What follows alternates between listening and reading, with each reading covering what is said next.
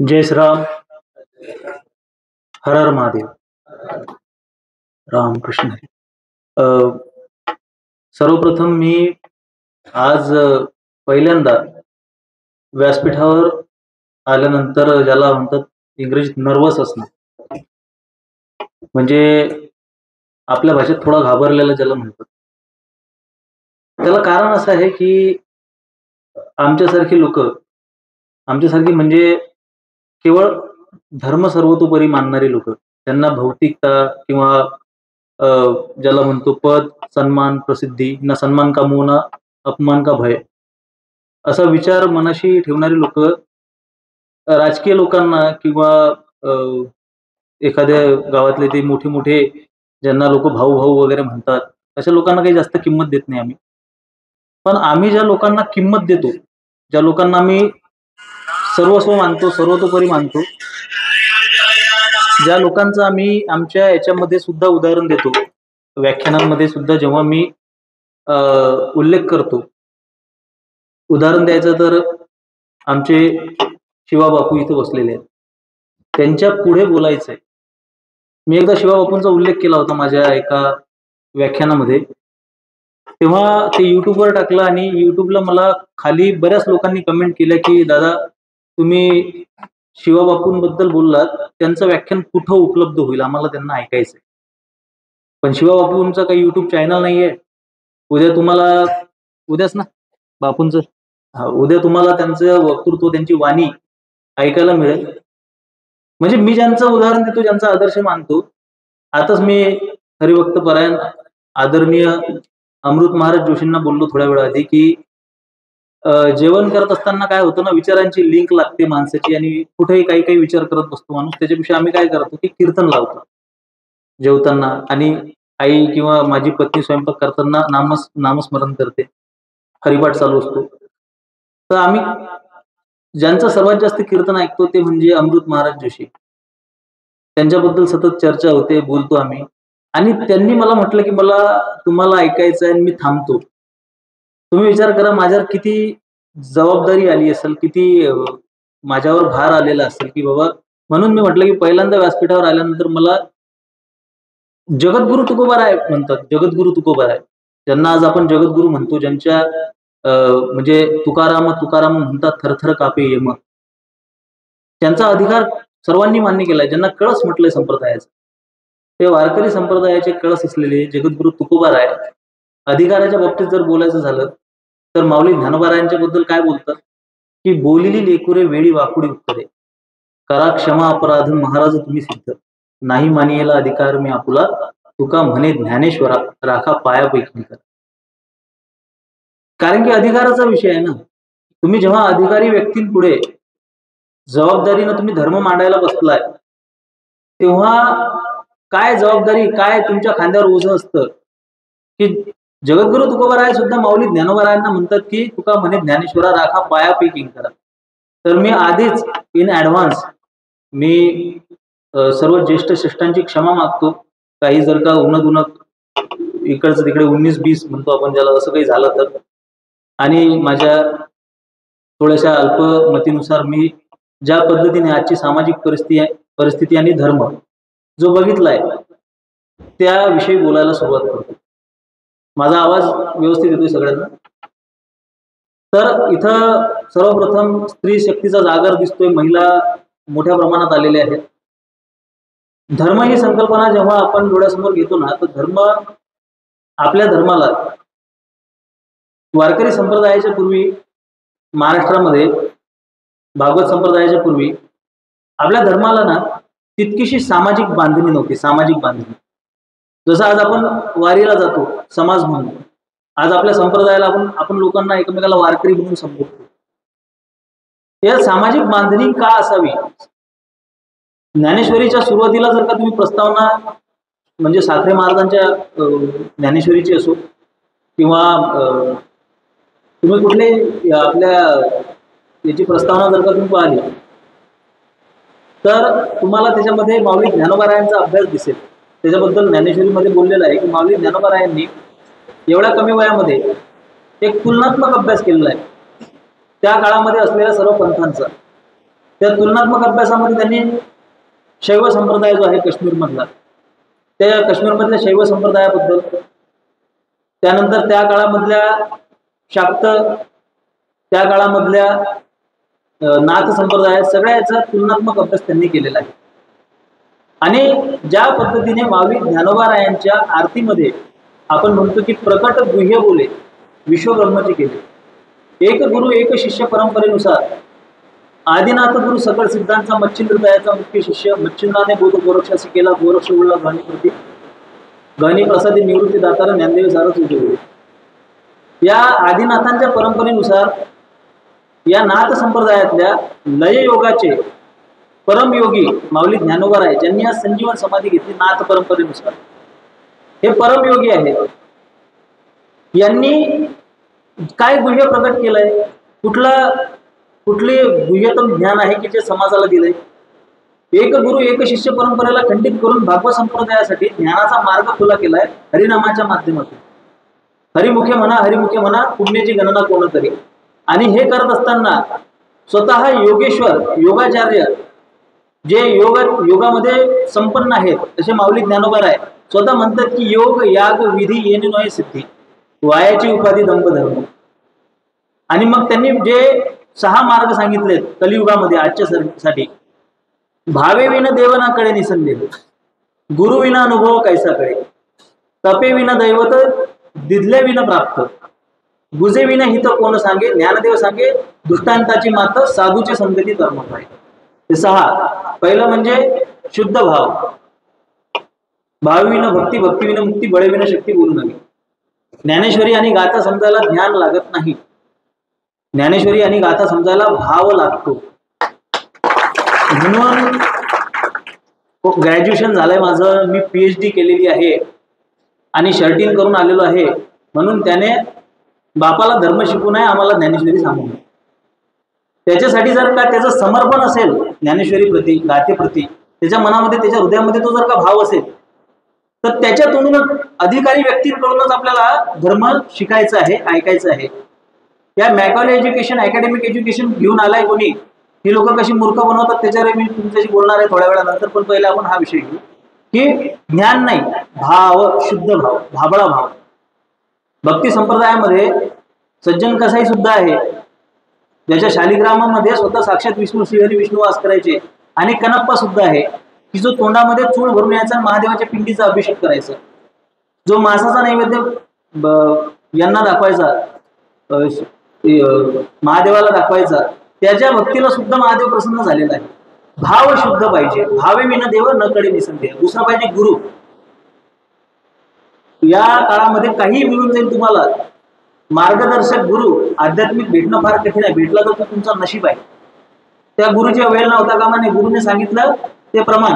आपण वारकरी शब्द प्रमाण म्हणणारी लोक आहे. माऊली ज्ञानोबाराय कुठली गोष्ट चूकता बरोबर जर पाय टॅली करायची असेल त्याला गाथा ज्ञानेश्वरीमध्ये शोधायचं आपल्याला. त्याच्यात जर का दिसली तर ती आपण शब्द प्रमाण मानणारी लोक आहे. लक्षात घ्या. गुरुविना अनुभव नकडे दिसंदेह, भावी विना देव नकडे दिसंदेह, गुरुविना अनुभव कैसाकडे. तिसरा आहे तप, वाघ यज्ञ. सांगितलं आपलं राम राम राम राम, ह्या रामनामाचं तप करायचं आपल्याला. तपे विना दैवत दिदले विना प्राप्त, दान दिल्याशिवाय तुम्हाला प्राप्त होणार नाही. याचं प्रचंड महत्व आहे दानाच्या बद्दल. हे पूर्ण जगानं मान्य केलेलं आहे. फॉरेन मध्ये एक फिलॉसॉफी आहे, शोईंग ग्रॅटिट्यूड. धन्यवाद देत राहा, धन्यवाद देत राहा. चालत तिकडून काही आलं की आपल्याला फार गोड वाटतं. इंग्रजांनी काहीतरी, आपल्याला इंग्रजांची विष्ठा चवीनं चाखायची सवय आहे सुरुवातीपासूनच. इंग्रजीत आलं ना, energy neither be created nor be destroyed, आम्हाला फार छान वाटतं. पण नैनम चिंतनती शस्त्रांनी नैनम दहती पावका नैनम क्लेदयंता पुन्हा शोषयती मारुता म्हटलं की आम्हाला वाटतं रे काय काही पण सांग. ते इंग्रजीत आलं पाहिजे, ते आईन्स्टाईनने सांगितलं पाहिजे, मग आम्हाला खूप छान वाटतं. तर हे दान, त्याच्यानंतर तप, त्याच्यानंतर ह्या ज्या गुजे बी नाही तर विचारल्याशिवाय कोणी हित सांगणार नाही. तुम्हाला समजा मला तुम्हाला द्यायला जर का माझ्याकडे 1 ग्लास पाणी आहे आणि तुम्ही तुमचं पातेलं आणि म्हणजे भरून आणलेलं आहे. काही जण येतात तुमच्याकडे विचारायला बरीच गोष्ट, पण ते ऑलरेडी खूप काही घेऊन येतात तुमच्या जवळ की महाराज मला हे पण येतं ते पण येतं, मला मी योग शिकलेलो आहे. आजकाल रील्स आलेले आहेत, 30-30 मिनिटांमध्ये लोकांच्या कुंडलीने जागृत होत आहेत. रील्सच्या माध्यमातून कोणी धर्माच्या नावाखाली काही सांगायला लागलेलं आहे. त्याला ऑलरेडी खूप काही माहिती आहे. मला जर का ग्लासभर पाणी त्याच्या पातेल्यात ओतायचं, त्याच्या अर्धा ग्लास पाणी ऑलरेडी आहे, तर माझा अर्धा ग्लास पाणी व्हायचं, मी जेवढं द्यायचं ते देईन. पण त्याची ती घेण्याची पात्रता आहे का? कधीही कोणाला काही ज्येष्ठांना काही विचारायला जायचं असेल तर स्वतःचा पात्र रित करून जायचं, स्वतःचा शहाणपणा घरी ठेवायचा, त्यांच्या चरणाशी लीन व्हायचं आणि त्यांना विचारायचं. गुजेविन हित कोण सांगे, ज्ञानदेव सांगे दुष्टांताची मात साधूचे संगती तरणोपा आहेत. आणि 6वा मार्ग आहे तो सत्संगाचा. या मार्गातून तुम्हाला गुह्यतम ज्ञान माऊली ज्ञानोबारायांनी प्रकट केलेलं आहे, नाथ संप्रदायाचं जीवन जगण्याचं. आणि पुढे सांगितलं हरिमुखे म्हणा, हरिमुखे म्हणा, पुण्याचे म्हणा. मग आज आपल्याला संप्रदाय म्हणून कोण जोडलं, वारकरी म्हणून कोण जोडलं, तर माऊली ज्ञानोबारायाने ज्ञानदेव रचिला पाया तुका झालासी कळस. तर हा जेव्हा आपला समूह म्हणून पाया घातला गेला, की आपल्याला समूह म्हणून जोडलं गेलं, त्यापूर्वी आपल्या धर्माचं जे स्वरूप राहिलेलं आहे, आपल्या धर्माचं स्वरूप फार व्यक्तिगत स्वरूपाचं आहे. आपण इस्लाम सारखे संघटित नाहीये. इस्लाम हा सामाजिक धर्म आहे, सामाजिक. त्यांच्यामध्ये दारुल हरब आणि दारुल इस्लाम नावाची संकल्पना आहे. म्हणजे एक तर अल्लाची भूमी आणि जी दुसरी भूमी जी आपल्याला अल्लाची करायची आहे, म्हणजे दारुल हरब म्हणजे युद्धभूमी आणि दारुल इस्लाम म्हणजे अल्लाची भूमी. ज्या दारुल हरबला आपल्याला जायचं आहे, तिथल्या लोकांच्या कत्तली करायच्या आहेत, तिथल्या लोकांना कन्वर्ट करायचं आहे, त्यांना मुसलमान करायचं आहे. आणि कसं राहायचं, बडे भाई का कुर्ता, छोटे भाई का पैजामा घालायचं, बोकळासारखी दाढी वाळवायची, खजूर खायचं, खाली 4 वरते 72, ही त्यांची मांडणी आहे. बरोबर आहे. जे लोक म्हणतात ना की बाबा मुलांना इस्लाम शिकवा, इस्लाम शिकवा, काही जण असतात की बाबा इस्लाम किती घातक आहे इस्लाम. मी म्हणतो स्वधर्म शिकवा पाहिजे. इस्लाम शिकवा, इस्लाम शिकवा. एखाद्याला आवडू शकतो इस्लाम, काय मजाच मजा आहे. खजुरे खायला भेटतात, 4 बायका भेटतात, वरती 72 भेटतात. तर पहिले स्वधर्म शिकवायचा आहे आपल्याला पोरांना. तर इस्लामला काय आहे, बांधणी आहे, मांडणी आहे, सामाजिक बांधणी आहे. ख्रिश्चनिटीला काय आहे, ईसाई लोकांना सामाजिक बांधणी आहे.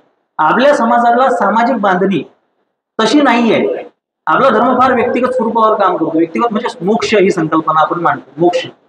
आणि त्याच्यामध्ये माझं स्वतःचं कर्म सिद्धांत, मी स्वतः कर्म चांगले केले पाहिजेत, माझा इंद्रिय संयम असला पाहिजे, भक्ती, ज्ञान आणि वैराग्य.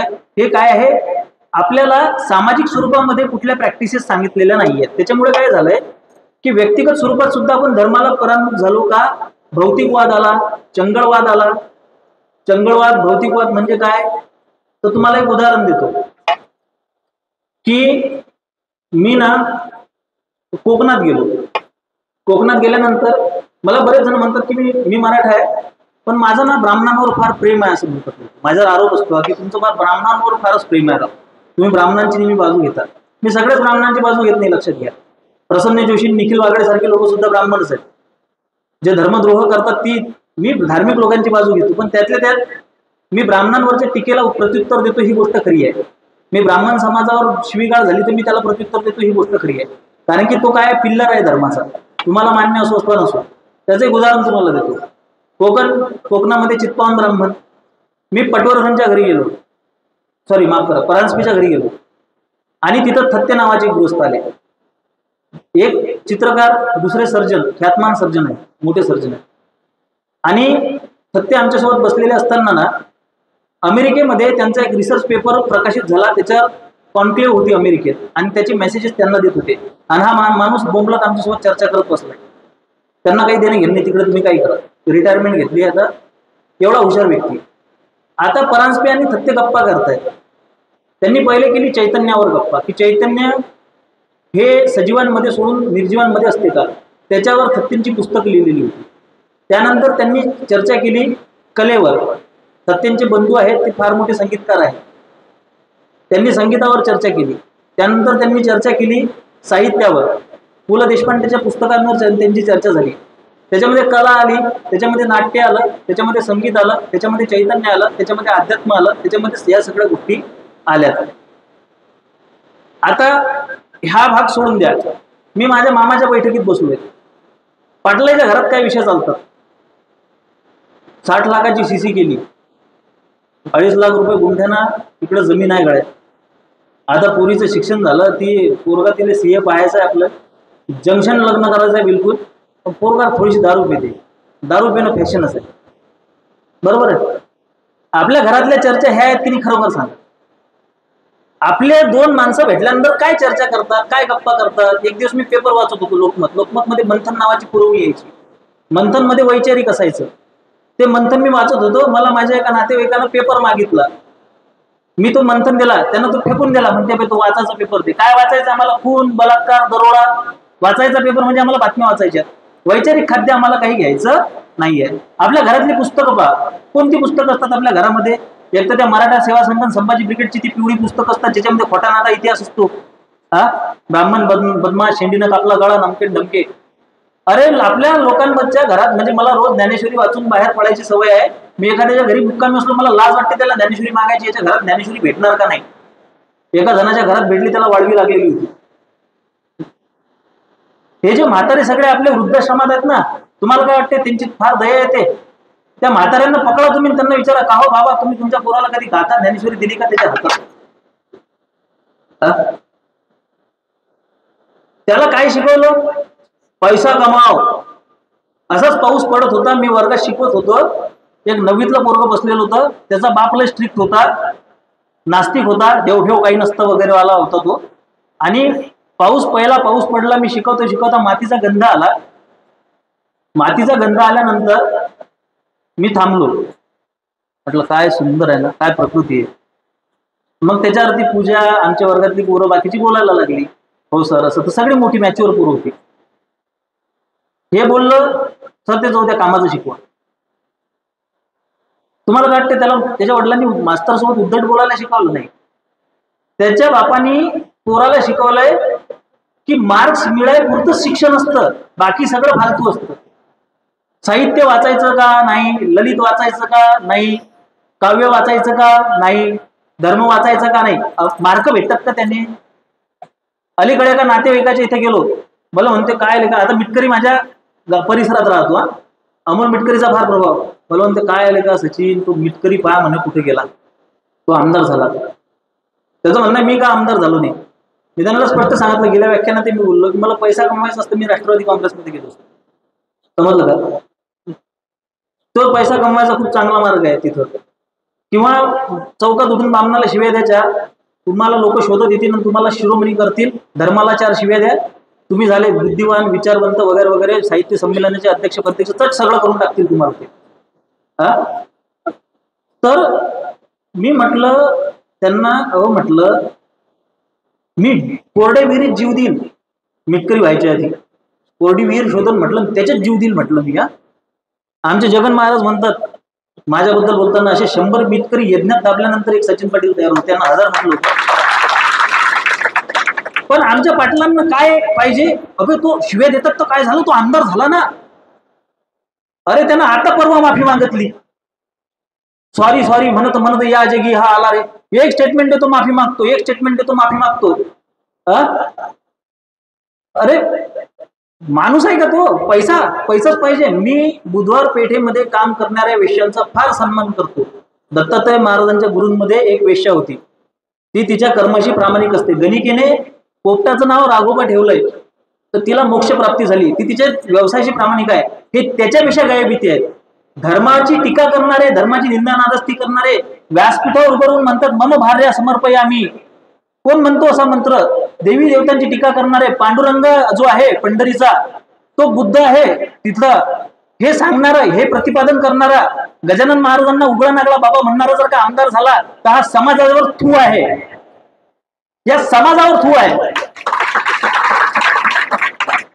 अरे हा हिंदूंचा देश आहे ना. मग गजानन महाराजांना उघडा नागरा म्हणणाऱ्याला जर का हा समाज आमदार, तो ठीक आहे विधान परिषदेवर आलाय, पण पाकिट देऊन कार्यक्रम करतो ना आपण त्याचे. गौतमी पाटीलचे कार्यक्रम आणि अमोल मिटकरीचे कार्यक्रम काय फरक आहे?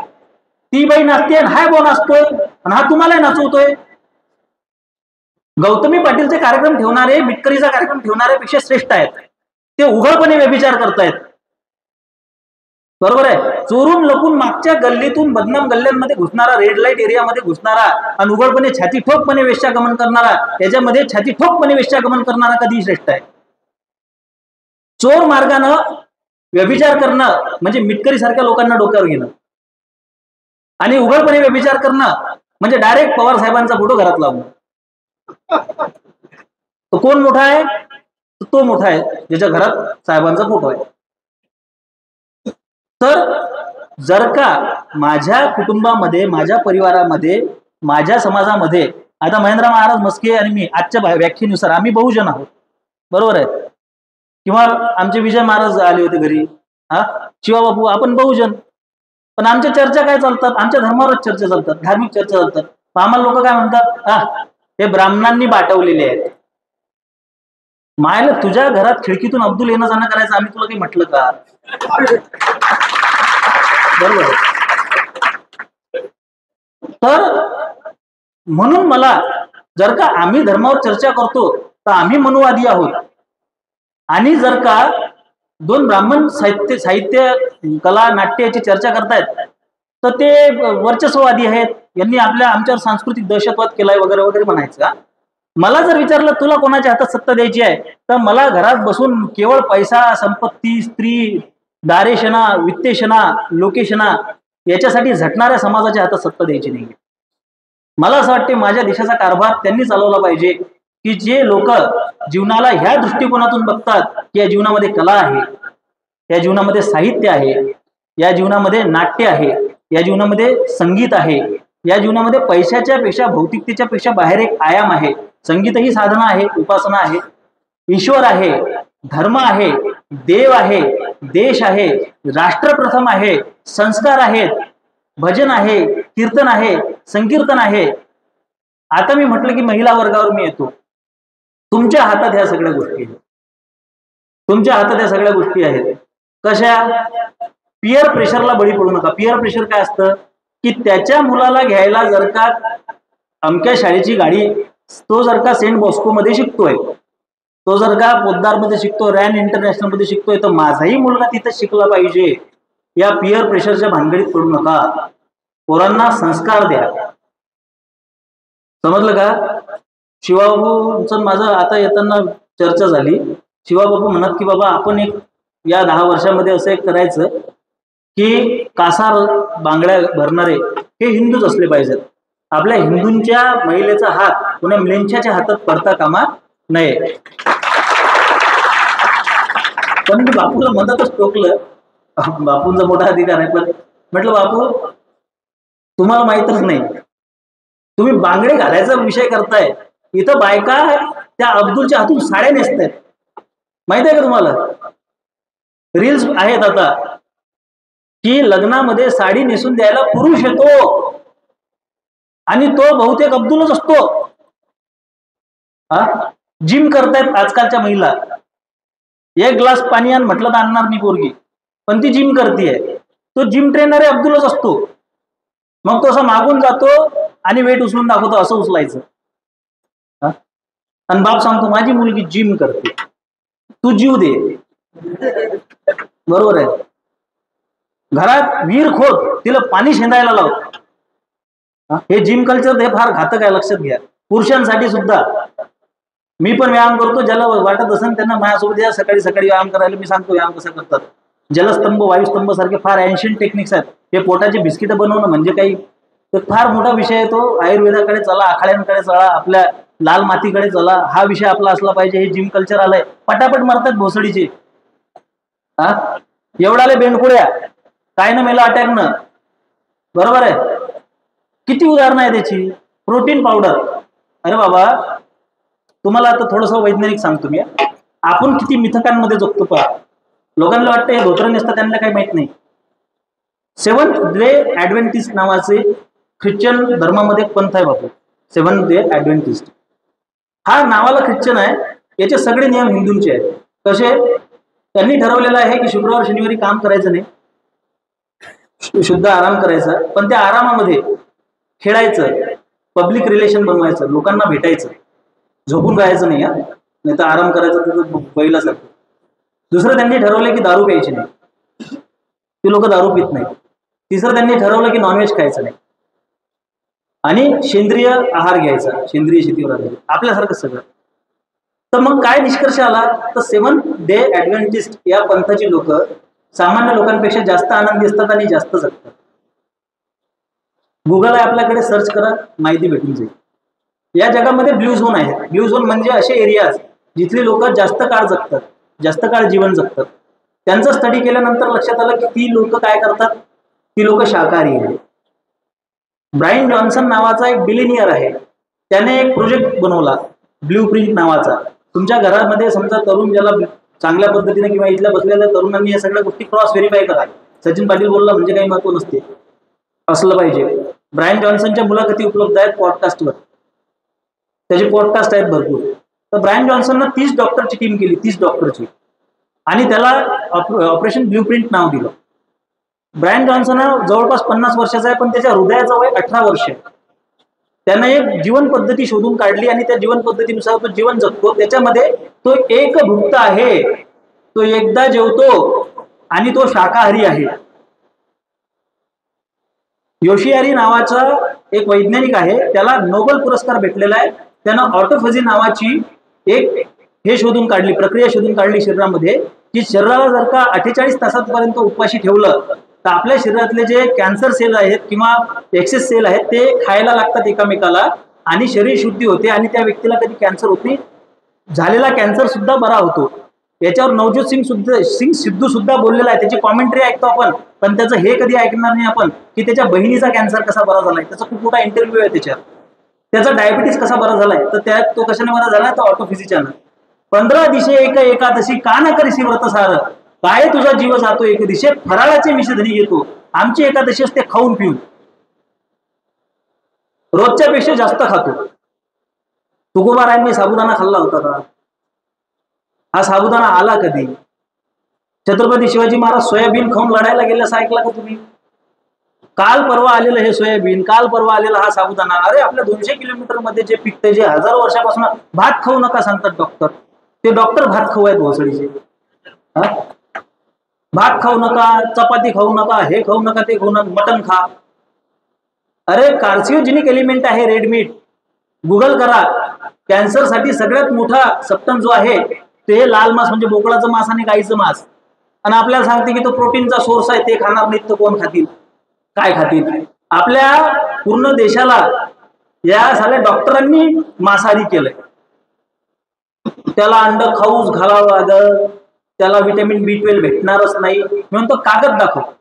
व्हिटॅमिन B12 आणि व्हिटॅमिन D हे मांसात असतं, याचा कागद दाखव म्हणा बरं. नाही ते डॉक्टर सांगतात. मी दुसरा डॉक्टर सांगतो तुम्हाला की जो सांगते खाऊ नका. हा ब्रायन जॉन्सनचे 30 डॉक्टरची टीम का वेडी आहे का? एक डॉक्टर एक सांगते, दुसरा डॉक्टर दुसरं सांगते. डॉक्टर हिरेमठ म्हणतात की मला अजिबात आवडत नाही कोणी ॲलोपॅथीला नाव ठेवलेलं, ॲलोपॅथीमुळे नुकसान होते, ही गोष्ट मला मान्य नाही. आणि डॉक्टर शिवकुमार सरीन म्हणतात, जे ग्रेट गॅस्ट्रो एंट्रोलॉजिस्ट आहेत, म्हणता येत नाही मला जी ओळख नाही, गॅस्ट्रो एंट्रोलॉजिस्ट म्हणजे गॅस्ट्रिक आजारासंदर्भातले ते हे आहेत. तर ते लिव्हरवर काम करतात, फॅटी लिव्हरवर. तर ते सांगतात की बाबा शक्यतो ॲलोपॅथीची गोळी घेऊच नका. मग आम्ही हिरेमठच्या म्हटलं नाही ऐकू का, आम्ही त्या शिवकुमारच्या म्हटलं नाही ऐकू? अरे तुम्ही बसून डिसाईड करा ना रे बाबा, तुम्हाला काही ना काय चाहते हो, मग आम्हाला सांगा तुम्ही ज्ञान. विज्ञानामध्ये 50 फाटे आहेत. अरे आपल्या शास्त्रामध्ये जे दिलेलं आहे ते फॉलो करा ना मुकाट्यानं. की तुकोबारायांनी सांगितलं ना 15 दिवसातून एकदा एकादशी येते, एकादशी करायची.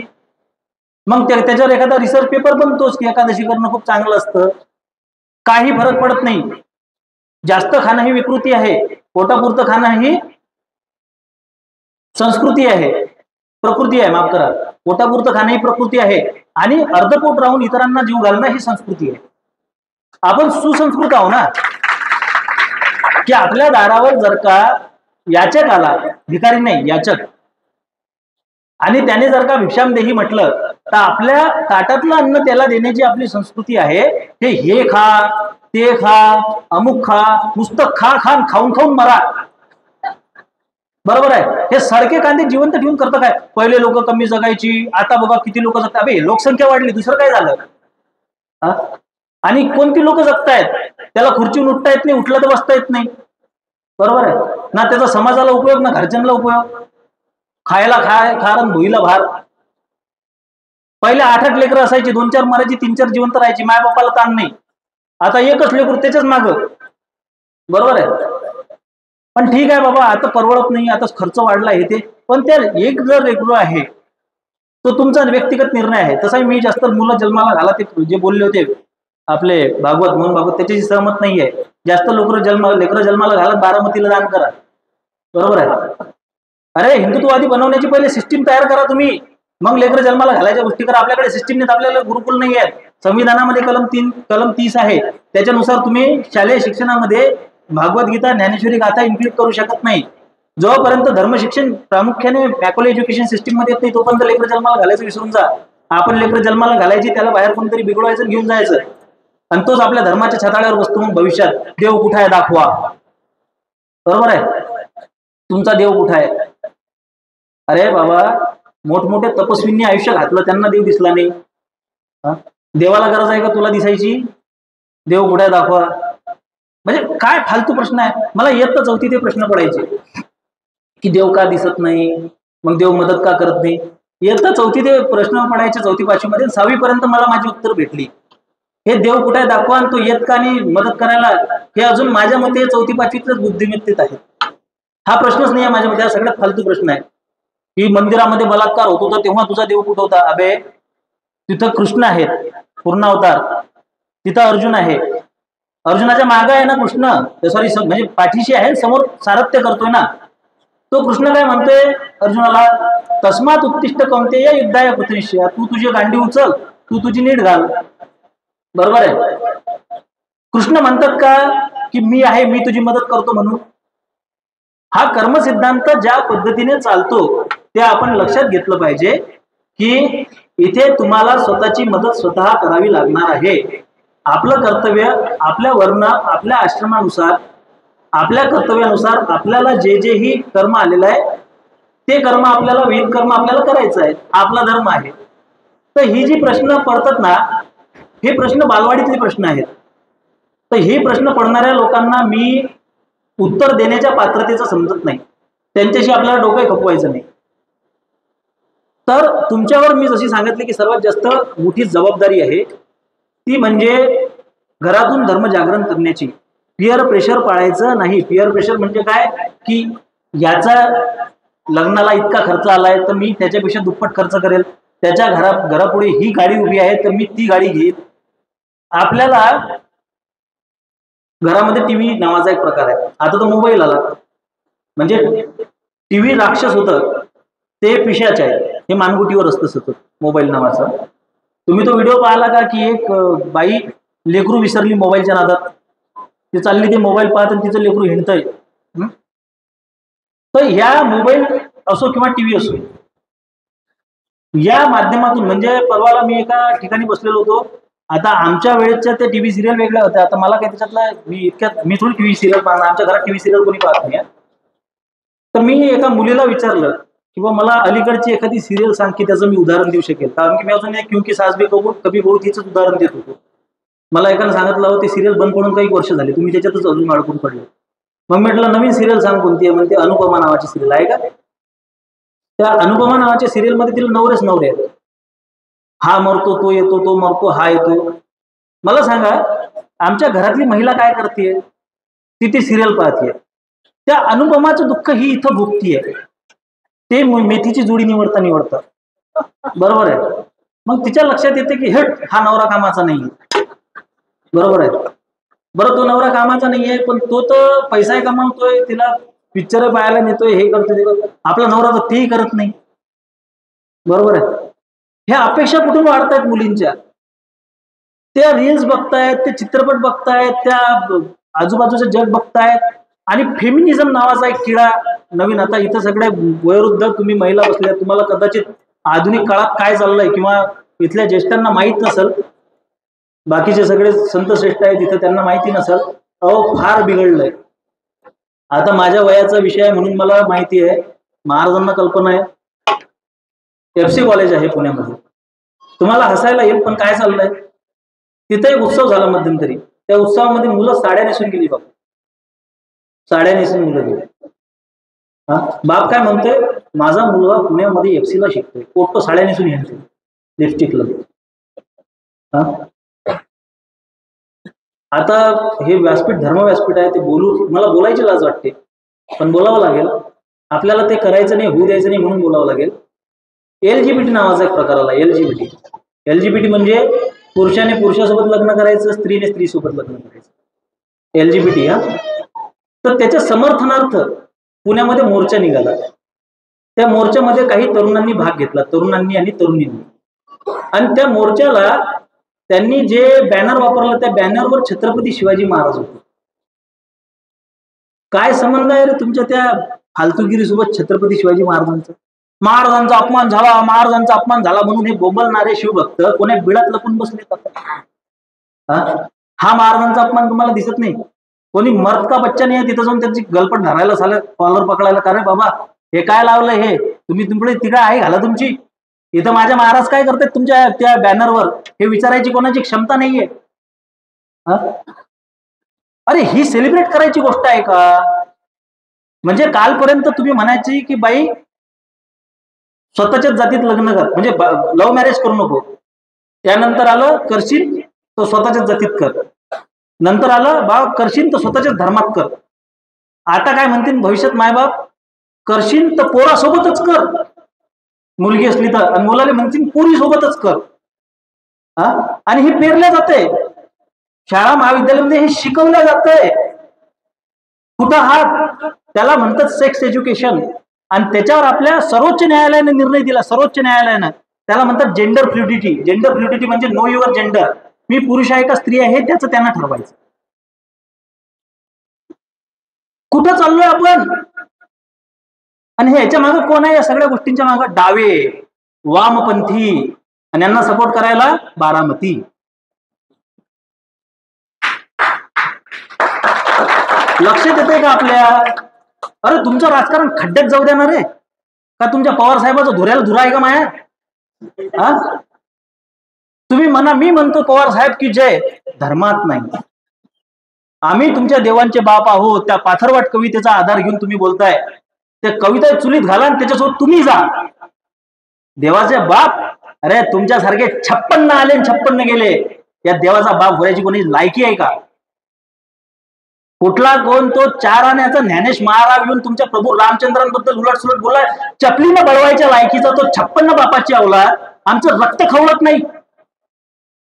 तो राम जर का गेला तर मग तुम्हाला तुमच्या पोराला साडी नेसून मांडवात उभं करावं लागेल. एक लक्षात ठेवा, भविष्यात काय वाढून ठेवलेला आहे तुम्हाला माहित नाहीये.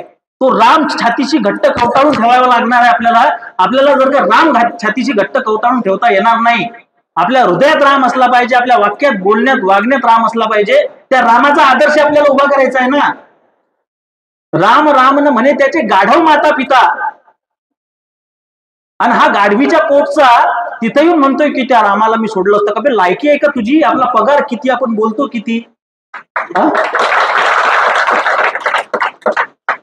तर या पद्धतीने जे षडयंत्र चाललेलं आहे, तुमच्या जीवनातला राम काढून घ्यायचा आहे.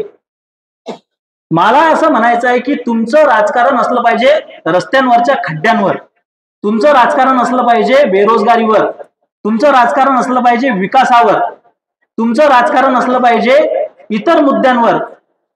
राम मंदिराची या देशाला आवश्यकता नाही आहे. तिथं हॉस्पिटल बांधा, तिथं शाळा बांधा. म्हणजे आमच्या भारतामध्ये सगळे बिमार आणि अशिक्षितच भरलेले आहेत की शाळा बांधा, हॉस्पिटल बांधा. शाळा हॉस्पिटल यांना कुठं बांधायचे आहेत?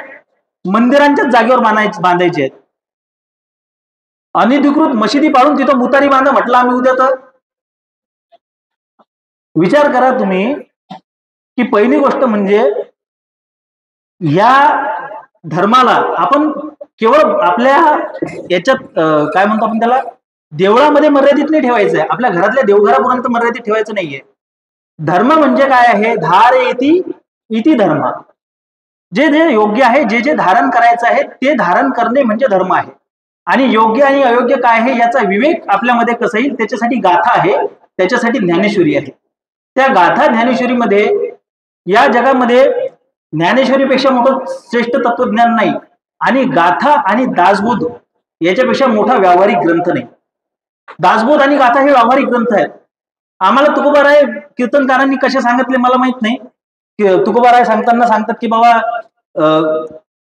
एवढे ते साधे होते, एवढे भोळे होते, आणि असा भाव आणून अशा आविर्भावामध्ये तुकोबाराय सांगितल्या जातात. काय सांगू तुम्हाला महाराज, या जगद्गुरु तुकोबारायांनी, अरे तुकोबारायांचं ते पण सांगा ना, भांडणं अशी झाले तिथे जीवाचे काय आले. तुकोबारायांनी सांगितलंय भांडण कसं करावं. मला सांगा, असा कोणता संत असते का की जो भांडण कसं करावं सांगतो? तुकोबाराय म्हणतात की जर का भांडणच करायचं असेल तर स्वतःची जीवाची पर्वा करू नका. तुका म्हणे त्याचे दंड नाही ताडनाचे. मला एका जणांना म्हटलं की महाराज तुम्ही फार उग्र प्रक्षोभक बोलता, धर्म म्हणजे दया आहे. म्हटलं 100% धर्म म्हणजे दया आहे, पण दया म्हणजे काय आहे तर दया तिचे नाव भूतांचे पाळणं आणि निर्दान कंटकांचे. अफजल खानाचा कोथळा काढून त्याचे आतडे बाहेर काढणं हे अफजल खानावर दाखवलेली दया आहे. तुझ्यावर तशी दया दाखवायची माझी फार इच्छा आहे. तू फोनवर बोलू नको, समोर ये. मी पण फार दयावान आहे. जर का सरकारनं परवानगी दिली किंवा माझ्या जमानतीची जर का सुविधा झाली तर बऱ्याच जणांवर अशा पद्धतीची दया दाखवण्याची माझी इच्छा आहे. पण दुर्दैवानं काय आहे, कायद्याचं राज्य आहे. तर दयेची काय व्याख्या केलेली आहे तुकोबारायांनी की दया तिचे नाव भूतांचे पाळणं आणि निर्दालन कंटकांचे. हे निर्दालन कंटकांचे कुठे गेलं? अहो, आपल्या याला पेशा म्हणू नये, पण आपल्या या धर्माच्या आवरणाला धारण करणाऱ्या लोकांमध्ये असे काही बदमाश लोक घुसलेले आहेत. त्यांना राजीव मल्होत्रा स्पिरिच्युअल मोरॉन्स म्हणतात. स्पिरिच्युअल मोरॉन्स म्हणजे धार्मिक हलकट लोक. एक जण मला भेटला होता, असा म्हणते, अरे धर्मरक्षण करणारे तुम्ही कोण? धर्माचं रक्षण करायला साक्षात स्वामी समर्थ आहेत. म्हटलं अच्छा, मग हे अर्जुनानं कृष्णाला का नाही म्हटलं की तुम्ही समर्थात, माझ्या हातात कशाला गांडीव देताय? बरोबर आहे, तुम्हीच करा ना धर्माचं रक्षण. अरे आपल्या धर्माचं सूत्र आहे धर्म रक्षिती रक्षिता.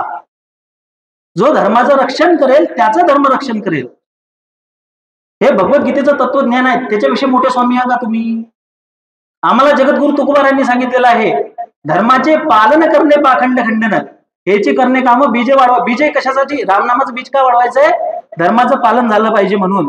आणि त्याच तुकोबारायांनी सांगितलेलं आहे की धर्म रक्षावयासाठी करण्यासाठी आम्हासी वाचा बोले वेद नीती करो संती केले ते. या संत सज्जनांनी जे केलंय तेच आम्हाला करायचंय. आमच्या तोंडातून फक्त वेदनीतीच बाहेर पडली पाहिजे आणि याच धर्माचं रक्षण आम्हाला करायचं आहे. त्याच्यासाठी आमचा आटापिटा चाललेला आहे. तुम्ही कुठून उपटलात की स्वामी सक्षम आहेत म्हणणारे? ते स्वामी समोर येऊन तुमच्या पेकाटात जोरात लाथ घालतील. म्हटलं देव धर्माचं रक्षण करण्यासाठी समर्थ आहे, ही डोक्यातून संकल्पना काढून टाका. देवानं ते काम तुम्हाला दिलंय, त्याला क्षात्र धर्म म्हटलंय. तेच जर का तुम्ही म्हटलं देव त्याचा समर्थ आहे, लग्न करता, बरोबर आहे, लग्न करता नैमित्तिक कर्म म्हणून, मग काय म्हणता? मूल जन्माला याच्या वेळेस देव समर्थ आहे म्हणता का? तिथं तर तुम्ही स्वतः काम करता ना. थोडं तुम्हाला अश्लील उदाहरण वाटेल, पण मजा मारायसाठी पुढे असतो आपण. एका जणानं मला म्हटलं की क्षत्रियाचं कर्तव्य आहे मांसाहार करणे, मृगया शास्त्रामध्ये सांगितलेली आहे. म्हटलं 100% मृगया सांगितलेली आहे, खाटका जोडून बोकळ कापून खायला सांगितलेलं नाहीये. मृगया म्हणजे त्या हरणाच्या मागे धावायचंय बाण घेऊन. आता ना हरण आहेत ना बाण आहेत. उलट म्हटलं फॉरेस्ट डिपार्टमेंटचा बाण तुझ्यात घुसल. बरोबर आहे, पण ठीक आहे, तुला मांसाहार करायचा आहे कर बाबा, तुला क्षत्रियांची कर्तव्य करायची आहेत कर, तू म्हणतो त्या पद्धतीनं. पण धर्मरक्षण पण क्षत्रियाचं कर्तव्य आहे. तो ज्ञानेश महाराज जेव्हा रामावर उलट सारखा बोलला त्यावेळेस ते मांसाहार, तुझा सुरा, तुझं धर्मरक्षण, पिढदार मिशा कुठं गेल्या? तो राजकारणाचा भाग आहे. साल्यांनो, तुम्हाला अधिकार सगळे पाहिजेत, धर्माची प्रिव्हिलेज सगळं पाहिजे. तुम्हाला कर्तव्य करायची पाळी आली तर तो याचा भाग आहे, तो त्याचा भाग आहे, तो राजकारणाचा भाग आहे. उद्या चालून घरातल्या पुरी उचलून द्यायला समजा एखाद्या राजकारण्यांना जशा संदेश खालीमध्ये नेतात हिंदूंच्या मुली. संदेश खाली नावाचा पश्चिम बंगाल मधला एक प्रांत आहे, तिथे हिंदूंच्या मुली नेतो तिथला तो आमदार उचलून आणि आणून सोडून देतो. हे सत्य परिस्थिती आहे. अशी परिस्थिती तुमच्यावर आली मग तो राजकारणी आहे ना, तो राजकारणाचा भाग आहे. काय फरक पडतो त्याला?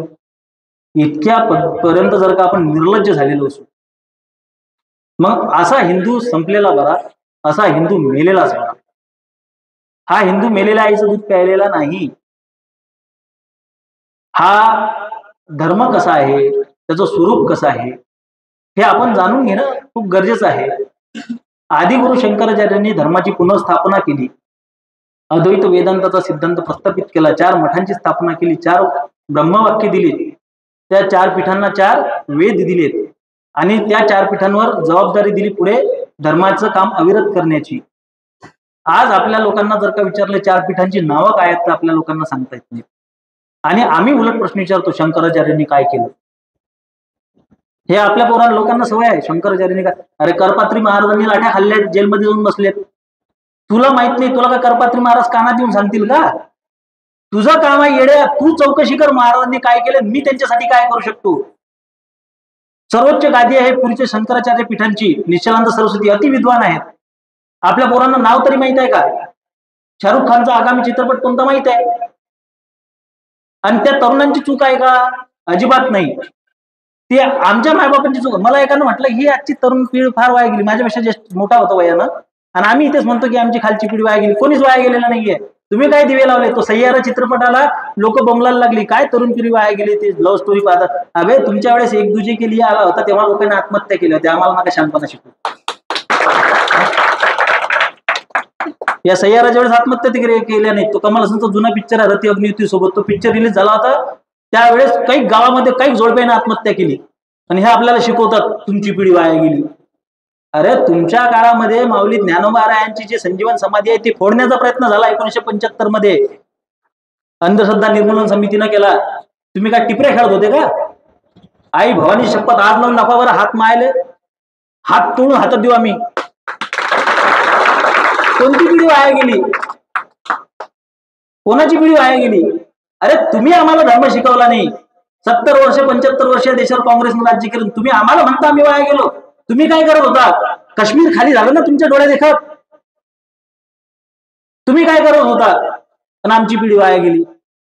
धर्म सर्क्युलेटच झाला नाही पुढे, तो तिथं जागेवरच मारून टाकला. तो देवळापुरतच मर्यादित करून टाकला. तिथंच संपून टाकला. आपलं धर्म, आपलं क्षात्रतेज, आपलं शौर्य सगळं संपून टाकलं जाग्यावरच. इंदिरा गांधींचं एक पत्र आहे मराठवाड्याच्या इतिहासाच्या संदर्भामध्ये. मराठवाड्याच्या इतिहासावर एका जणांना भाष्य केलं, लिहायला सुरुवात केली होती. तेव्हा मराठवाडा विद्यापीठाला इंदिरा गांधींनी इन्स्ट्रक्शन दिलेले आहेत की हा रजाकारांचा इतिहास शिकू नका म्हणून. त्यांनी लहान लहान लेकरं वरते फेकून भाल्याच्या टोकावर झेललीत, महिलांचे बलात्कार केले, रजाकारांनी प्रचंड अन्याय केलाय. आणि एका म्हाताऱ्याचा इंटरव्ह्यू तुम्ही पण ऐकला असेल रीलवर, म्हणते निजामाचं राज्य खूप चांगलं होतं. त्याला स्टॉकहोम सिंड्रोम म्हणतात. आपल्या मारेकऱ्यांबद्दलच चांगलं चांगलं बोलायचं, त्यांच्याबद्दलच कृतज्ञता. आजही बोलतात लोक इंग्रजांचं राज्य चांगलं होतं. बरोबर आहे, इंग्रजांनी पूल बांधले ते अजून पडले. अरे माझ्या महाराजांचे किल्ले पडले नाही ते सांग ना मोठ्या गौरवानं. याला कौतुक कायचं? इंग्रजांच्या रेल्वे अजून शाबूत आहेत, पूल शाबूत आहेत. अरे त्यांना हे देशाला लुटायचं होतं. जर का लुटायचं आहे तर लुटायसाठी जे दळणवळण लागतं ते तर स्ट्रॉंग बनवणार ना. काही उपकार केले नाहीत इंग्रजांनी आपल्यावर. ज्याला असं वाटतं की इंग्रजांनी या देशातली अस्पृश्यता घालवली, इंग्रज येण्यापूर्वी हे नव्हतं, इंग्रज येण्यापूर्वी ते नव्हतं, साफ खोटं आहे. आपल्याला आपलाच इतिहास खोटा सांगितला गेलेला आहे. याच्यावर मी किती वेळपर्यंत बोलू शकतो. आपले जे सगळे विमर्श, सगळे जे आपले नॅरेटिव्ह आहेत सगळे खोटे आहेत. लक्षात घ्या, या देशामध्ये अंधश्रद्धा होती. त्याच्यावर मी सांगत होतो की बाबा शर्टिन केलेला आणि हे पॉश कपडे घालून आलेला व्यक्ती अंधश्रद्धा निर्मूलन समितीच्या नावाखाली, मी मगाशी बोललो ना यांच्याबद्दल बोलतो म्हणून, तुम्हाला खरं सांगणं हे काही नाहीये बरं. याच्यात काही तथ्य नसतं. आमच्या इथं यायचा एक अंधश्रद्धा निर्मूलन समितीचा भोप्या गणेश हलकारे नाव होतं त्याचं. आता म्हणे तिथला काहीतरी अध्यक्ष झालाय तो. मी त्याचा इयत्ता 7वीत विरोध केला होता बापू, 7वीत. आणि त्याच्यानंतर ते कुलट सरांनी मला सपोर्ट केला आणि त्याचं येणं बंद झालं. तो यायचा झाला आपल्या देवी देवतांना शिव्या द्यायचा. मला नाही पटलं ते. म्हणे काय होते वक्रतुंड महाकायाचा अर्थ वाकडे तिकडे तोंडाचा ढेरकुट्या, आणि त्याची तुम्ही पूजा करता वगैरे वगैरे. ते माझ्या डोक्यात गेलं ते एक दिवस. मी राहिलो उभा, मला झोडपलं सरनं. डीडी सर होते तेव्हा, तू जास्त शहाणा झाला काय ते. पण कुलट सर होते, आणि कुलट सर नास्तिक होते, पण तो वेगळ्या टाईपचा नास्तिक. त्याचं म्हणणं होतं की बाबा ह्या मुलांना मोठं होऊ द्या आणि यांना यांचं ठरवू द्या की बाबा काय चूक आहे काय बरोबर आहे. तुम्ही लादू नका म्हणे असं, तुम्ही टर उडवू नका म्हणे. त्यांच्या घरी जे शिकवले जातं ते त्यांच्या आई वडिलांच्या बद्दल डाऊटफुल होतील की अरे आपले आई वडील मूर्ख आहेत की आपल्याला चुकीचं शिकवतात.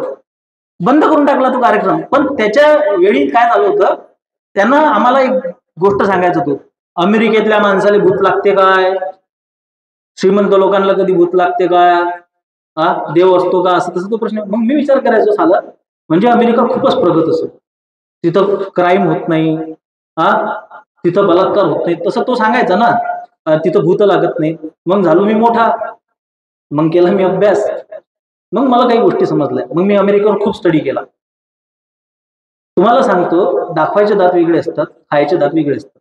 एका महिलेने एक व्हिडिओ टाकला की अमेरिकेमध्ये ती कुठंतरी होती ती, मला त्या स्पेसचं नाव नाही आठवत. ती म्हणे की बाबा इथं मुलांना जर का शाळेत गेलो नाही तर $500 दंड आहे, म्हणजे $500. मग सगळेजण खूप स्तुती करत होती, वा वा वा किती छान आहे त्या. आपल्या लोकांना ना फार गोड वाटतात ही गोष्ट. आता दुसरी बाजू ऐकायची काय. याची दुसरी बाजू अशी आहे की नेटफ्लिक्स नावाचा एक OTT प्लॅटफॉर्म आहे. नेटफ्लिक्सवर काही दिवसांपूर्वी ॲडॉल्सन्स नावाचा एक वेब सिरीज आली होती, माहिती आहे का? त्या ॲडॉल्सन्स वेब सिरीज मध्ये काय दाखवलं होतं माहिती आहे का, की एक 13 वर्षाचा मुलगा चाकूने त्याच्या क्लासमेटला मारून टाकतो. मग त्या डिरेक्टरला विचारलं की बाबा तुम्हाला या विषयावर वेब सिरीज का बनवावी वाटली. तो म्हटलंय की हा इथला कॉमन प्रश्न आहे. इथली जी तरुणाई आहे ती हातात राहिलेली नाही आहे, ती हाताबाहेर गेलेली आहे. सर्वात जास्त मानसिक आजार त्या देशामध्ये आहेत, सर्वात जास्त गन कल्चर त्या देशामध्ये आहे, शाळांमध्ये गोळीबाराचं प्रमाण सर्वात जास्त त्या देशामध्ये आहे, शाळा महाविद्यालयामध्ये ड्रग्सचं प्रमाण सर्वात जास्त त्या देशामध्ये आहे. नॉर्वे वर्सेस चॅटर्जी नावाचा एक चित्रपट आहे राणी मुखर्जीचा. तो चित्रपट कशावर आहे माहिती आहे का? सत्य घटनेवर आहे. चॅटर्जी नावाची एक बंगाली महिला नॉर्वेमध्ये राहत होती. तिला एक मूल झालं, ती तिच्या मुलाला हाताने खाऊ घालायची, कपाळावर तिला लावायची, त्याची नजर उतरवायची आणि त्याला जवळ घेऊन झोपायची. आपल्याकडे कॉमन आहे, पण तिथे इन्स्पेक्शन होतं. त्या इन्स्पेक्शन मध्ये जेव्हा नॉर्वेचे काही तिथले ऍडमिनिस्ट्रेशन मधले लोक ते जेव्हा तिथं आले ना, तेव्हा त्यांनी बघितलं की बाबा या मुलाला सेपरेट खोली नाहीये, या मुलाला ही महिला जवळ घेऊन झोपती आहे, याच्या कपाळाला टिळा लावती आहे, हाताने खाऊ घालती आहे. तर त्यांनी त्या मुलाला जप्त केलं तिच्यापासून, की बाबा ही महिला त्या मुलाला वागवण्यामध्ये सक्षम नाहीये. तर त्याच्यावर त्या महिलेने केस केली नॉर्वेच्या विरोधात, नॉर्वे गव्हर्नमेंटच्या विरोधात. त्याच्यावर तो चित्रपट आहे, ती जिंकली केस. आज तेच कल्चर आपल्याकडे येतंय आणि आपण त्याला सेलिब्रेट करतोय. मी एका महिला सायकोलॉजिस्टचं मत ऐकलं की लहान मुलाला ना वेगळं झोपवा 1 वर्षाचं असल्यापासून, तो स्ट्रॉंग बनतो. आणि त्याच्यात त्या खाली त्या बायकात लय आनंदी, हो आम्ही पण सुरू केलंय, 1 वर्षाचं असताना त्याचं दूध तोडलंय. 4 वर्षापर्यंत मुलाला दूध पाजा, त्याला आठवलं पाहिजे तो त्याच्या आईचं दूध पिलाय. त्याच्यामुळे स्त्रियांबद्दलचा सन्मान वाढतो माणसाच्या मनातला, लक्षात घ्या. हे दूध तोडायचं, त्याला शाळेत पाठवायचं, 2 वर्षाचं 3 वर्षाचं असताना त्याच्या उरावर बॅग टाकायची, विहिरीत लोटून द्या ना. एवढे वेळ लढतात मायले ते लेकरं. एक जण झोपीत म्हणते 2 1 जा 2 2 2 जा 2, आणि आपण कौतुकाने टाकतोय. अरे त्याला काय मेंटल प्रेशर येते. त्यानं तुम्हाला वृद्धाश्रमातच टाकलं पाहिजे, चुलीत घाला ते कॉम्पिटिशन. कॉम्पिटिशनचं जग आहे, कॉम्पिटिशनचं जग आहे. माझा एक मित्र आहे, पहिलीपासून 10वी पर्यंत मिलिट होता, गोळीबार झाला, मेला तो, गुन्हेगारी क्षेत्रात गेला होता. काय फायदा, बाळाचे पाय पाण्यात दिसतात, काही पाण्यात दिसत नाही. मी मंद होतो, मला आईस्क्रीम वाल्याला बोलवायचं असलं ना, म्हणजे मी अकॅडमिकली खूप हुशार होतो शाळेमध्ये, पण माझ्यात एवढी हिंमत नव्हती की ओ भाऊ थांबा. मी त्याच्यापर्यंत जायचो आणि त्याच्या शर्टाला असं हात लावायचो. मला त्याच्याशी कन्व्हर्सेशन नव्हतं करता येत. माझ्या जीवनामध्ये एक चव्हाण सर नावाची एक विभूती आली, त्यांनी मला बदलवलं अंतर्बाह्य. बाळाचे पाय, त्याच्यासोबत काय घटना घडेल आणि तो कधी बदलल. माझा मंगेश नावाचा एक मित्र आहे, 10वीत फेल झाला, 12वीत फेल झाला, आज सेल्स टॅक्स इन्स्पेक्टर आहे. त्याच्या जीवनामध्ये अशी घटना घडली, तो मोटिवेट झाला आणि त्याने एमपीएससी दिली. एमपीएससी की यूपीएससी थ्रू होतं सेल्स टॅक्स इन्स्पेक्टर. तो पास झाला आणि तो झाला. तर त्या महिला सांगते की लेकराला 1 वर्षाचं असताना पासून लांब झोपवा. माझा एक गोरक्षक मित्र आहे आणि मी आहे, मला आठवते तोपर्यंत लग्न होईपर्यंत आईच्या खुशीत झोपलेली पोरं आहे आम्ही. त्या दिवशी त्याच्या हातात एक जण आमच्या गाडीला कट मारला, दुर्दैवाने त्याच्या गाडीवर 786 लिहिलेलं होतं. यानं असा झोडपला ना तो, मी त्याला आवरलं, अरे म्हटलं बस कर. तो त्याच्या आईचं, तो म्हणते, तो एकदा मला सांगतो की दादा मी म्हणे लग्न होईपर्यंत आईच्या खुशीत झोपलो, आता मला झोपच लागत नाही म्हणे. अरे आईच्या खुशीत झोपणारा स्ट्रॉंग होतो, लक्षात घ्या. त्याला ममता समजते. ज्याला रामावर प्रेम आहे ना, तो रामासाठी मरू मारू शकतो.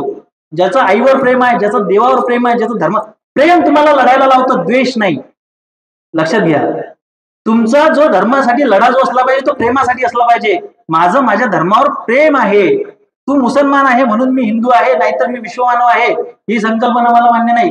मी हिंदू आहे कारण माझा बाप हिंदू होता, आमची परंपरा हिंदू आहे, मी पुण्यात्मा आहे, माझे गतजन्मीचे पुण्य आहेत म्हणून मी या राष्ट्रामध्ये जन्माला आलोय, म्हणून माझा या धर्मावर प्रेम आहे. ही आपली संकल्पना असली पाहिजे. तर त्या महिलेने जो इंटरव्ह्यू टाकला की बाबा इथे ती जी बोलली की बाबा $500 दंड पडतो, लक्षात घ्या काय कौतुकाची गोष्ट आहे. त्या देशाला समस्या पण तितक्याच आहेत. आणि जेव्हा मी अमेरिकेचा म्हणजे सगळा अभ्यास केला तेव्हा लक्षात आलं की तिथे प्रचंड क्राईम आहे. अमेरिकेमध्ये प्रचंड क्राईम आहे. बरं तिथे शिक्षा भयंकर असतात, तरीही ती लोक क्राईम करतात, तरीही ती लोक गुन्हेगारी करतात. आपल्या देशामध्ये हा जो आपला सगळा कारभार चालतोय हा कागदी कायद्यांवर चालत नाहीये. हा चालतोय लोकांना धर्माची भीती आहे. इथं दैवी अधिष्ठान आहे, इथे पंढरपूर आहे, इथे आई तुळजाभवानी आहे, इथे आपल्याला विविध देवांचं अधिष्ठान आहे. इथे या धर्मरक्षकांनी, या विभूतींनी इथे धर्म जोडून ठेवलाय. म्हणून हा देश जिवंत आहे, म्हणून हा देश सुरू आहे. या देशाची परिस्थिती तितकीही वाईट नाही जेवढी दाखवल्या जाते. आपण खूप चांगलं जगतोय, लक्षात घ्या. आपल्याला पोटभर अन्न मिळतंय, सकस आहार मिळतोय. ती लोक फ्रीज मधलं सडलेलं अन्न खातायत. त्या लोकांची मजबुरी आहे, आपल्या लोकांची फॅशन असते. इटलीमध्ये गरीब लोकांचा आहार असतो पिझ्झा, आपल्याकडे मॅकडॉनल्ड मध्ये विकला जातो. ती लोक 3 पीस सूट घालतात कारण की तिथं थंडी आहे. आपण एसी लावून घालतो. याला लग्नात 3 पीस सूटच घालायचा असतो, भलेही घाम बुडात उतरला तर चालत. म्हणजे त्यांची मजबुरी आपली फॅशन होते. कारण की आपल्याला इंग्रजांची विष्ठा चवीनं खायची सवय. आपल्याला स्वधर्माबद्दलची माहिती नाही, स्वतःच्या शास्त्राबद्दलची माहिती नाही, स्वतःच्या धर्मशास्त्रांचा अभ्यास नाही, स्वतःच्या पाककलेचा, पाककृतींचा आपल्याला अभ्यास नाहीये. आपल्याला आपले विमर्श जे पेरल्या गेलेले आहेत ते खोडून काढण्याची आपली क्षमता नाही आहे. खरे धर्मग्रंथ कोणते आहेत, खरं काय वाचावं याच्याबद्दलची आपल्याला जागृती नाही आहे, याच्याबद्दलची आपल्याला माहिती नाहीये. त्याच्यामुळे कोणी येतो ना आपल्याला काही सांगतो. व्हॉट्सअप युनिव्हर्सिटी सुरू झालेली आहे, त्याच्यावर काय कशा पद्धतीचे मेसेजेस येतात, काही खरं नसते. आता मी आज एक व्हिडिओ टाकलाय, मराठा आरक्षणावर आहे, राजकीय पण बोलावं लागतं. त्याच्यामध्ये प्रसंग आहे तो तुम्ही खूपदा ऐकलाय की डॉक्टर पंजाबराव देशमुख डॉक्टर बाबासाहेब आंबेडकरांना भेटायला गेले. डॉक्टर बाबासाहेब आंबेडकरांच्या तिथे ते मसुद्याचे कागद पडलेले होते. पंजाबराव देशमुखांनी वाचले. त्यांच्या डोळ्यातून घळाघळा पाणी उगळायला लागलं की तुम्ही बहुजन समाजातून येता, तुम्ही मागासलेल्या समाजातून येता, तरी तुम्ही आमचा किती विचार करता. तुम्ही ओबीसीसाठी आरक्षण दिलं आणि त्यावेळेस मराठा समाजानं ते आरक्षण नाकारलं. हा मेसेज तुम्ही वाचलाय का? खोटी गोष्ट आहे. ऐसा कभी कुछ हुआ ही नाही. असेल तर माझ्या तोंडावर कागद फेकून मला. असं काहीच झालं नाही. अरे बाबा, डॉक्टर बाबासाहेब आंबेडकरांनी कलम 340 जे संविधानामध्ये बनवली, ज्याच्या आधारावर हे बोलतात की बाबा मी तुमच्यासाठी तरतूद करून ठेवलेली आहे की एका समितीचं गठन करू आणि नंतर परत काही मागासलेल्या लोकांना, ते एक शैक्षणिक आणि सामाजिक दृष्ट्या मागासलेल्या लोकांसाठी त्या समितीचं गठन व्हावं असं आंबेडकरांचं म्हणणं होतं. मराठा समाज शैक्षणिक आणि सामाजिक दृष्ट्या मागासले असणं तेव्हाही सिद्ध करणं कठीण होतं, आजही ते सिद्ध करणं कठीण आहे. मराठा हा आर्थिकदृष्ट्या मागास झालेला आहे कारण की कुळ कायद्यामध्ये ह्यांच्या जमिनी गेल्या. त्यानंतर आरक्षणाचं हे आलं, त्याच्यामध्ये यांच्या नोकऱ्या भेटणं कठीण झाल्या. आज ही परिस्थिती जी ओढवलेली आहे ही सामाजिक परिस्थिती आहे. सामाजिक मागासलेपण आणि आर्थिक मागासलेपण दोन वेगळ्या गोष्टी आहेत. त्याच्यामुळे मुळातच संविधानाची तरतूद हे सामाजिक मागासलेपणाची आहे, आर्थिक मागासलेपणाची नाही. दुसरी गोष्ट म्हणजे हे जे डोळ्यातून अश्रू उघडले आणि पंजाबराव देशमुखांनी मग लोकांना बोलावलं, म्हटलं मराठ्यांना आरक्षण घ्या, असं सुद्धा काही घडलं नाही. अरे 1965 मध्ये पंजाबराव देशमुखांचा मृत्यू झाला आणि 1979 मध्ये मंडल कमिशन आलं आणि 1990 मध्ये ओबीसी आरक्षण आलं. मग 1965 मध्ये मृत्यू झालेला माणूस त्या काळामध्ये मराठ्यांना तुम्ही ओबीसी व्हा कसं म्हणू शकतो? पण तसं म्हणायला कारण काय आहे? तेव्हा तर ओबीसी आरक्षण नव्हतं आणि मराठ्यांनी ते नाकारायचं कारण अक्कला वापरा ना. हे का पगडी बांधायला दिलंय का आपल्याला, का केस वाढवायला दिलंय? क्रॉस व्हेरिफिकेशन नाही. एक सिरियल पाहिली मी, त्या सिरियल नाही, एक चित्रपट आहे जितेंद्र जोशीचा, त्याच्यामध्ये जगद्गुरु तुकोबारायांना धर्म परिषदेमध्ये उभा केलेला आहे आणि त्याच्यामध्ये धर्मपीठावरची व्यक्ती तुकोबारायांना म्हणते, कोण तो ज्ञानेश्वर? त्याच्याबद्दल तर बोलूच नको. ते ब्राह्मण बोलतात ते नाकातल्या नाकात तसा, त्याच्याबद्दल तर बोलूच नको आणि त्या एकनाथाचं तर काही सांगूच नको असं तो बोलतो. धर्मपीठाची लोक माऊली ज्ञानोबारायांबद्दल असं बोलू शकतात असं वाटतं का तुम्हाला? अरे त्या रामेश्वर भटाच्या स्वप्नात गेलेत माऊली ज्ञानोबाराय. त्याला सांगितलंय की हेच ते प्रल्हाद, हेच ते अंगद, हाच तो उद्धव, हेच ते नामदेवराय आणि हेच ते तुकोबाराय. तेव्हा त्याला तो शोधत आलाय तुकोबारायांना. माऊली ज्ञानोबारायांचा अधिकार तेव्हाच्या धर्मपीठाला मान्यच होता, पण चित्रपटात काय दाखवतात की तेव्हाचं धर्मपीठ माऊली ज्ञानोबारायांना सुद्धा नाकारतंय. आणि त्याच रामेश्वर भटांनी नंतर माऊली जगद्गुरु तुकोबारायांची आरती लिहिली. या पद्धतीने जेव्हा आपल्याला असं सांगितलं जाते, असे आपल्या पुढे विमर्श ठेवले जातात, आपण त्याला क्रॉस व्हेरिफाय केलं पाहिजे की ती धर्मपीठ, तो तुकोबारायांच्या बद्दलचा राग, तिरस्कार, द्वेष असा का होता? कारण की कुठलंही कॅरेक्टर असो, कुठलंही इतिहासातलं कुठलंही कॅरेक्टर, त्याला समाज त्रास देतो आणि त्याच्यामध्ये मग तो त्याचं ते अधिकार मान्य करतात आणि त्याला शरण जातात. हे संत रहिदासांच्या बाबतीत झालंय, तुकोबारायांच्या बाबतीत झालंय, माऊली ज्ञानोबारायांच्या बाबतीत झालंय, सगळ्यांच्या बाबतीत हे झालंय. तर आम्ही त्या घटनेला टोटॅलिटीमध्ये बघितलं पाहिजे. आम्ही काय म्हणतो, आम्हाला सांगितलं होतं की रामायण कधी घडलंच नाही, माकड कधी उडू शकतं का, अमुक धमकम, पण रावण होता आणि रावण चांगला होता. म्हणजे रामायण कधी झालं नाही आणि रावण एवढा चांगला होता की त्या ठाण्याच्या परिसरामध्ये, त्या पनवेलच्या भागामध्ये रावण दहन बंद केलं यांनी आणि धमकी दिलेली आहे की रावण दहन केलं तर आम्ही ऍट्रॉसिटी टाकू. आता काय संबंध, रावणाचं कास्ट सर्टिफिकेट कधी निघालं? म्हणजे कुठेही करून यांना धर्मात घुसायचंय. हे बंद करा, नागपंचमी साजरी करू नका, महाशिवरात्री साजरी करू नका, दिवाळी साजरी करू नका, होलिका दहन करू नका, हे करू नका, ते करू नका. मग काय करा, मग करायचंय काय? अरे या जगामध्ये केवळ आपणच आहे का? आपल्याच लोकांना फक्त धर्माचा आणि संस्कृतीचा अभिमान नाहीये. आपल्याला सांगितलं जातं की बघा त्या अमेरिकेमध्ये अशा कुठल्या अंधश्रद्धांनी, जसं सांगतात ना, पहिली गोष्ट म्हणजे अमेरिका हा देशच नाहीये. हे असं म्हटल्यावर लोकांना फार नवल वाटत, पण पहिली गोष्ट लक्षात घ्या, अमेरिकेमधले जे इंडिजियस अमेरिकन होते, म्हणजे जे मूळ अमेरिकन होते, त्यांना मारून टाकलंय आणि इंग्लंडच्या वसाहती तिथं गेल्यात. त्याच्यामुळे आज तिथे जी लोक राहतात त्यांचा तो देश नाहीये. त्याच्यामुळे त्या देशाला संस्कृती नाहीये. इतिहास फार वेगळा आहे. तो काही त्यांचा देश नाही. ऑस्ट्रेलियामध्ये राहणारी लोक काही नेटिव्ह नाही आहेत. त्यांनी तिथले ॲबोरिजिनल लोक मारून टाकलेत. ॲबोरिजिनल लोक होती तिथं राहायला आणि नंतर तिथं ज्या वसाहती गेल्या त्यांनी तिथं वसाहत बनवली. आता ती लोक तिथं राहतात. भारतातही त्यांची तीच प्लॅनिंग होती, पण आपण लय चिवट आहे रे, कोणाच्या बापाच्या ना समजणार नाही. आपण त्यांच्या जोरावर बसलो आणि त्यांना जिथून हाकललं. पण तो मॅक्समुलर बोलला, सॉरी मॅकॉले बोलला की मी इथं काळे इंग्रज जन्माला घालत, आणि त्यानं घातले आणि तेच आमच्यावर राज्य करतायत आणि तेच म्हणतात कुठे आहे तुमचा राम, कुठे आहे तुमचा देव, कुठे आहे तुमचा देश, कुठे आहे तुमचा धर्म. अशा पद्धतीने ही संरचना केलेली आहे, आपल्याला फसवलेलं आहे. म्हणून आपण आपल्या घरातून धर्म सुरू करा. आपल्या मुलांना बालसंस्कार द्या, त्यांना स्वतःची बुद्धी द्या, त्यांना स्वतःचा विचार करण्याची क्षमता द्या. त्याच्यासाठी त्यांच्या हातात गाथा द्या, त्यांच्या हातात ज्ञानेश्वरी द्या, त्यांच्या हातामध्ये दासबोध द्या, त्यांना रोज थोडाफार वेळ द्या. त्यांच्या हातातले मोबाईल हिसका. आमचा पिंट्या मोबाईल शिवाय जेवतच नाही, त्याला आताच जंगलात सोडून द्या, कारण की भविष्यात तो जंगलीच होणार आहे. मोबाईल शिवाय पिंट्या जेवत नाही. पिंट्याच्या हातात मोबाईल दिला कोणा? आणि कोण म्हणते जेवत नाही?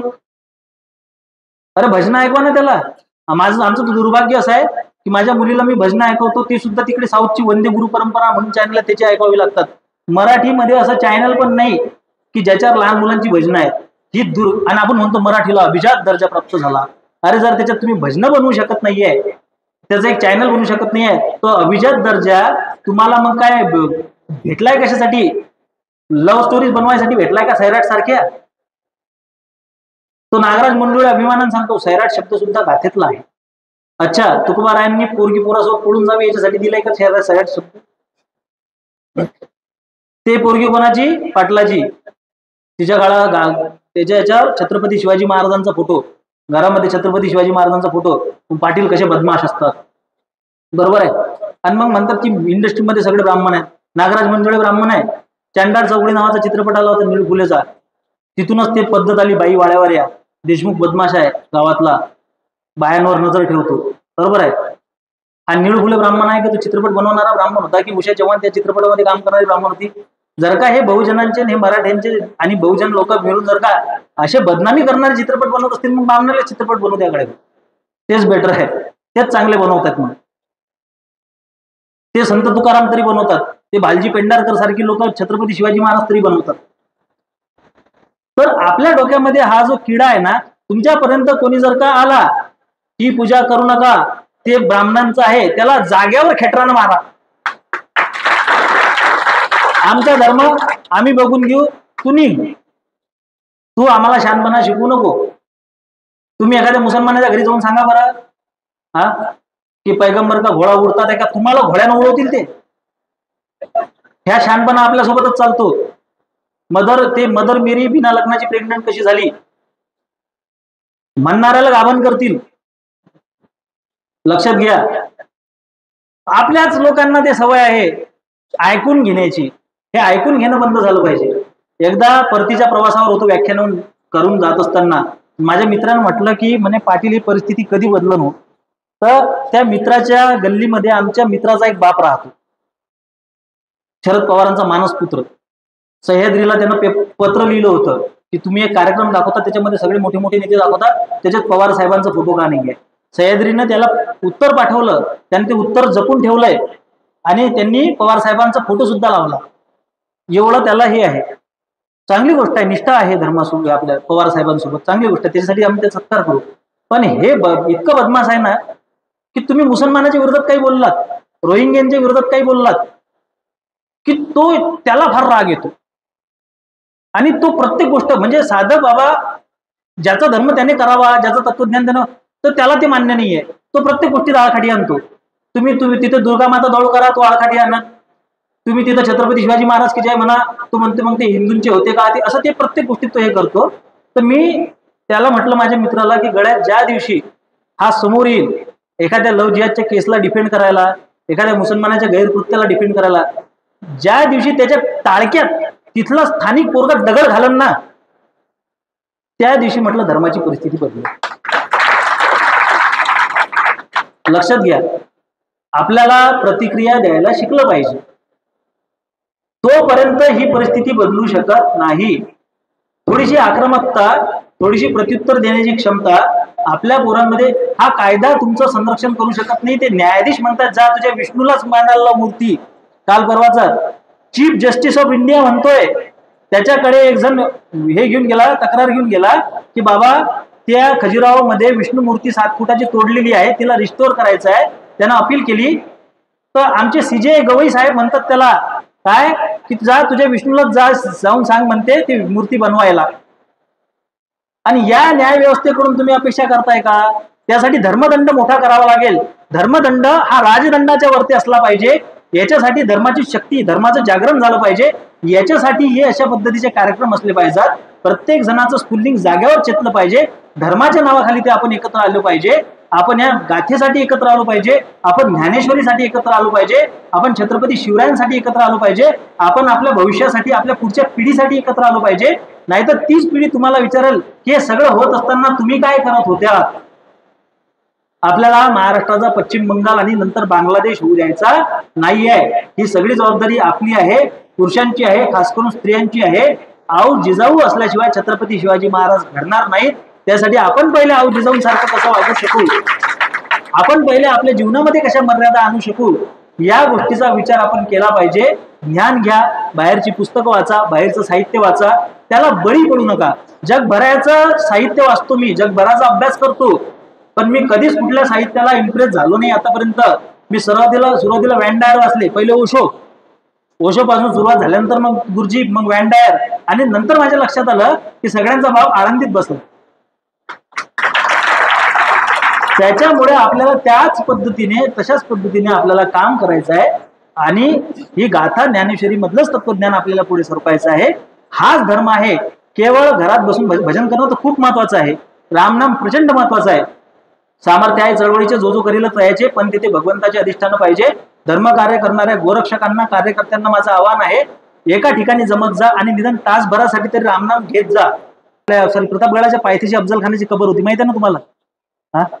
तर या कबरेसाठी कोण अनुदान दिलं असेल सर्वात जास्त? तिथं हिंदूंचं अनुदान होतं. लय भाबळा आहे हिंदू. आपल्याला कबर दिसली की आपण खुश. वास्तविक पाहता ह्या ज्या कबरी आहेत, यातल्या बहुतांश कबरी ह्या नाथ संप्रदायाच्या आहेत. लक्षात घ्या. याचा नवनाथ ग्रंथसारमध्ये दाखला सुद्धा देतो. त्याच दाखल्याच्या आधारे आपण 2 ठिकाणं जलंधरनाथ आणि कानिफनाथ मुक्त करून घेतलेली आहेत. तर जेव्हा परचक्र आलं ना, तेव्हा ह्या सिद्धांच्या समाध्या, नाथांच्या समाध्या वाचवण्यासाठी त्याचं रूपांतर झालं. आपल्याला ते परत मिळवायचे आहेत. पण ही जी अफजलखानाची कबर होती ना, ही कबर बांधली, त्याच्या भोवती 1900 स्क्वेअर फूटचं काय केलं, अनधिकृत बांधकाम केलं. त्यावेळेस आदरणीय मिलिंद भाऊ एकबोटे, शिवसंत मिलिंद भाऊ एकबोटे यांनी प्रचंड प्रयत्न केला. काठ्या खाल्ल्यात पोरांनी, आणि त्यांच्या अथक प्रयत्नातून पुढे शिंदे सरकारने त्या आजूबाजूचं अतिक्रमण पाडलं. त्याच्यातून आपण 2 गोष्टी शिकतो की आपल्याला बाहेरच्या शत्रूंची आवश्यकता नाही. ते होऊ दिलं इथं, ते हिंदूंनी होऊ दिलं. त्याला अनुदान दिलं, ते हिंदूंनी दिलं. त्याला जेव्हा ताई भोसले, मिलिंद भाऊ एकबोटे सारख्या लोकांनी विरोध केला, तेव्हा त्यांना अळवणारे, त्यांच्या मनोधैर्याचं खच्चीकरण करणारे सुद्धा कोण होते? हिंदूच होते. आणि सर्वात महत्वाची गोष्ट म्हणजे ती कबर पाडली. त्या कबर पाडलीनंतर त्या कबरीचं महत्व सांगणारे सुद्धा विचारवंत हिंदूच होते. कोणत्या मुसलमानाला तुमच्याशी भांडायची गरज पडणार नाही जोपर्यंत ती लोक आहेत. आणि त्या कबरीचं एक एवढं महात्म्य झालं होतं की तिथल्या लोकांच्या अंगात अफजल खान यायला लागला. माहिती आहे का तुम्हाला? अफजल खानाचा आत्मा यायचा आणि तो दगा दगा धोका धोका म्हणायचा आणि तो छत्रपती शिवाजी महाराजांना शिव्या द्यायचा आणि लोक त्याच्या पाया पडायची. म्हणजे आपले 33 कोटी म्हणजे 33 प्रकारचे देव, आपली सदा भवानी सन्मुख रहे दैने रहे गणेश, पंचदेव रक्षा करे ब्रह्मा विष्णू महेश, हे सगळे द्या सोडून आम्हाला नवीन देव पाहिजे. मार्केटमध्ये नया भगवान आया है अफजल खान, बरोबर आहे. आणि तिथं जाऊन आम्हाला डोकं टेकवायला लागायचं. सगळ्या परिस्थितीपेक्षा भीषण परिस्थिती दुसरी काय असू शकते? हे फक्त भारतातच घडू शकते. म्हणून निवृत्ती महाराज वक्ते हे त्या कायद्याच्या विरोधात होते. म्हणून वक्ते बाबांनी त्या कायद्याचा विरोध केला होता. पण आपल्या लोकांना काय आहे ना माहित आहे का, की अशा लोकांच्या पाठीशी उभं राहायची आपली क्षमता नसते. धर्माचं रक्षण करणाऱ्या जर का हा कायदा जर का असा चालत राहिला ना, तर तुमच्या घरातल्या आरत्या सुद्धा बंद करतील ही लोक. मुळात त्या कायद्याचा उद्देशच तो आहे. दुसरा त्या कायद्याचा दुसरा तिसरा अंधश्रद्धा अंधश्रद्धा थांबवणे नाही आहे. या जगामध्ये ते हालेलुया नावाची अंधश्रद्धा चालते. हा, पहिले मेरे मैं गुंगा था फिर बोलने लगा, बरोबर आहे. आणि येसू येसू मागं बॅकग्राऊंडला गाणं वाजतं. त्याच्यावर कधी अंधश्रद्धा निर्मूलन समितीनं कारवाई केल्याची मला दाखवून द्या. म्हणतात आम्ही हिंदू आहे, आम्ही हिंदूंवरच कारवाई करू. आम्ही का तुम्हाला सर्टिफिकेट दिलाय का ठेका दिलाय? अरे आमचं प्रकरण आम्ही बघून घेऊ. तुला कोण सांगितलं शहाणपणा करायला?